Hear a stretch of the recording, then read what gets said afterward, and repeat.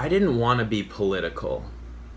I wanted to be the guy who wrote these songs that were universal, they were catchy, they either made people want to party, or if they were feeling down, just made them feel better. But those aren't the kind of songs that we need right now.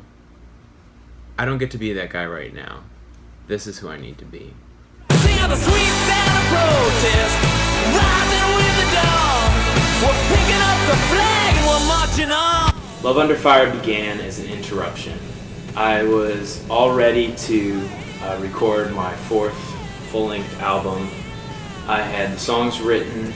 They were about love and life in New York City. It was going to be a fun, feel-good record, and about half of it was recorded. And I had put out one single, but then it was the day after the presidential election. Suddenly, that record just didn't seem like the album that needed to be made. So instead, I have put those songs aside and began working on this new EP, Love Under Fire. I have a diverse group of friends, and they include people from different religions, different sexual orientation, different nationalities, and I could see that they were afraid, and these were good, quality human beings. This music is about fighting that feeling of helplessness, the feeling of it's easy for me just to tune out. And that's where I went from there. Although I'm not gay, I have a number of friends who are, and I could see the anxiety and fear that they were feeling with the arrival of the current administration. And I felt it was my duty as a friend and ally to write Love Under Fire, the song, because even though these are tough times, these are dark times, I'm not going to be silent if the government tries to infringe upon their rights. The song No Words was written in 2015 following the shooting in Roanoke, Virginia, where you had two journalists killed on air by a mentally ill former co-worker. The song's short and to the point because there's really not too much to say other than we have this cycle of violence, of gun violence in this country, and you have congresspeople and senators who are controlled by lobbyists instead of paying attention to what is in the best interest of their constituents. And you have this cycle of violence and nothing changes. So it's just calling those politicians out. Fear is a Powerful Drug was recorded old school.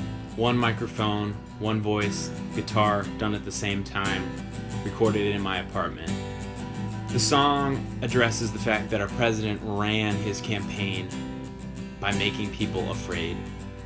The different verses have a certain amount of symbolism, but it discusses my experiences like the day after the election, also the rise of the concept of alternative facts, and then lastly it ends with a moment of hope of what I witnessed when I marched in the Women's March, and I marched in the New York chapter, but it was inspiring to know that this march was happening on every continent, and people were united in these common ideas of mutual respect. Name of Love is actually the first protest song I ever wrote. I wrote it as a teenager, and one of the things that alarmed me was that when I was looking at the lyrics, it was a song I hadn't played in a long time, but I noticed that pretty much everything that concerned me as a teenager was still a problem. So I re-recorded it, made a few tweaks to some of the lyrics, but it stands as a statement of how certain problems just have not been addressed in the passing years.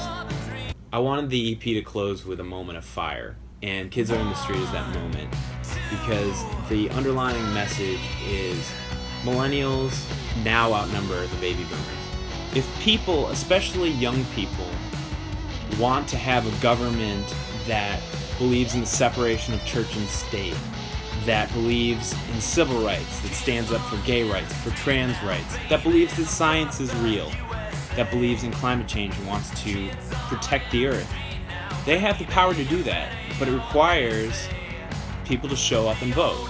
If not, then you're just going to have the same old system voted in again and again. You need to participate. I've never been a person who would call a senator or a congressperson. I was never somebody who would go to protests. I would vote, but that was about the extent of my participation in the democratic system. But now, I call senators, I call congresspeople, and I will show up at protests because I feel like it's my duty to do that. And I might have started out my career trying to write some songs that everybody universally liked, but these are not normal times, and I needed to make a statement and make music that reflected where I stand. And so I know it's a divisive album, and I'm okay with that because I made my statement, and there's no obscurity about who I am and what I believe.